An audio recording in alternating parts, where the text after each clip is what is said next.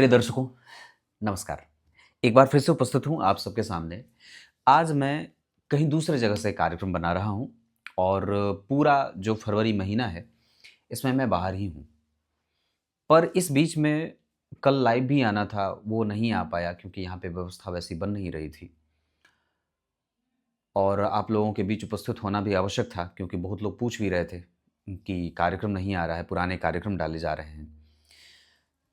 कार्यक्रम मिलने लगेगा, पर आप लोगों के सामने एक बड़ी अच्छी जानकारी लेकर के आया हूँ। ये फाल्गुन महीना है।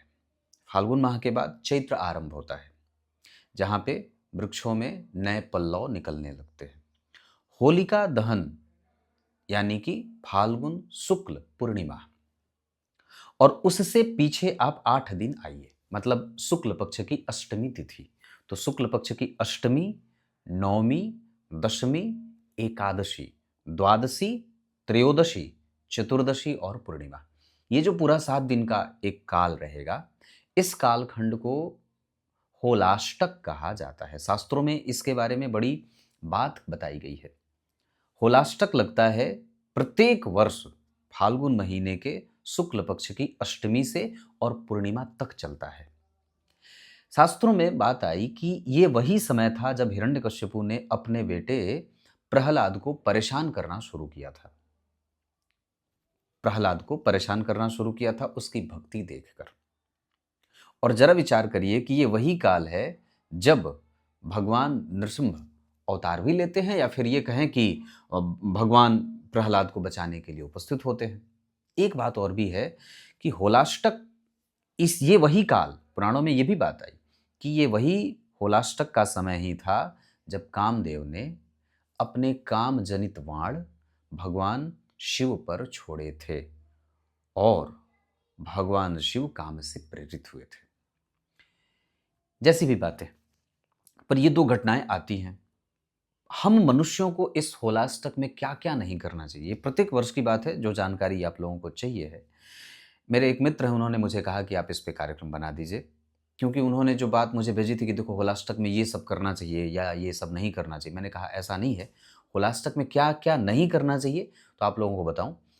विवाह नहीं करना चाहिए, किसी भी प्रकार का कोई संस्कार नहीं करना चाहिए, मांगलिक कृत्य, नया व्यापार, नई गाड़ी, नया घर, नई पार्टनरशिप, कई बड़े स्तर पे कोई लंबी यात्रा करनी हो तो वो सब नहीं करना चाहिए। होलाष्टक में पूर्णतया इसे वर्जित माना गया है। इसमें कुछ बात ग्रह स्थिति को लेकर के भी होती है, क्योंकि वायुमंडल में भी कहें कुछ ऐसी रश्मियाँ निकलती हैं, या ये कहें कि ग्रहों की जो स्थितियाँ होती हैं कुछ ऐसी रश्मि छोड़ती है जो हमें प्रभावित करती है या उसका दुष्परिणाम हमें देखने को मिलता है। दूसरा ये भी कह सकते हैं कि इसी जो ये बुरी रश्मियाँ होती हैं, जो बुरी किरणें होती हैं, उन्हीं को समाप्त करने के लिए ही होलिका दहन जैसी परंपरा शुरू हुई, पुराणों से जिसकी बातें आती हैं। तो कहने का अर्थ क्या है कि ये होलाष्टक, आप नित्य जो पूजा पाठ कर रहे हैं, आपका जो नित्य कर्म है वो आप करते रहिए, लेकिन ये जितने भी चीज़ मैंने जिसके बारे में चर्चा की आपसे, विवाह, मांगलिक कृत्य, किसी भी प्रकार का संस्कार आदि आदि जो मैंने बताया है, ये नहीं करना चाहिए। नई चीज़ों का आरंभ नहीं करना चाहिए। जैसे विवाह अगर करने जा रहे हैं तो उसमें जो वर वधू का देखना होता है वो भी अगर हो सके तो वर्जित है, उसे शुरू ना करें। जैसे हम लोग आम जन भाषा में कहते हैं ना, रोका वगैरह करना, तो वो भी नहीं करना चाहिए, उसे भी रोक देना चाहिए। तो सामान्यतया इतनी बात है। दूसरा, होलाष्टक में जितना ज़्यादा हो सके आप कुछ तरीके से इसे आप तुलना इसकी ग्रहण काल से भी कर सकते हैं। ग्रहण में जैसे जिस तरीके से कहा गया ना कि कुछ भी मत करो, सिर्फ भगवान की पूजा करो, अपनी जो दिनचर्या है उसमें से भगवान की जो जप की माला है उसे बढ़ा दो, है ना? तो उस दौरान जैसे कहते हैं ना कि ग्रहण की बात है, ग्रहण का काल है, तो वैसे ही ये होलाष्टक का जो पूरा ये 7 दिन का समय है, इसमें आप अपनी दैनिक पूजा में वृद्धि कर सकते हैं। दान, पूजा पाठ, मंत्र जप, इन सभी विषयों में अगर वृद्धि करना चाहते हैं तो आप वो कर सकते हैं। बाकी अन्य किसी भी प्रकार का मांगलिक कृत्य करने से आपको बचना चाहिए, नहीं करना चाहिए। अपनी सुरक्षा करें, ये तो चलो सामान्य बात है। जितना ज़्यादा हो सके घर की सफाई कर दीजिए, ये सब चीज़ें होनी चाहिए। और नई फसल का स्वागत करिए, ये सब चीज़ें भी होती हैं।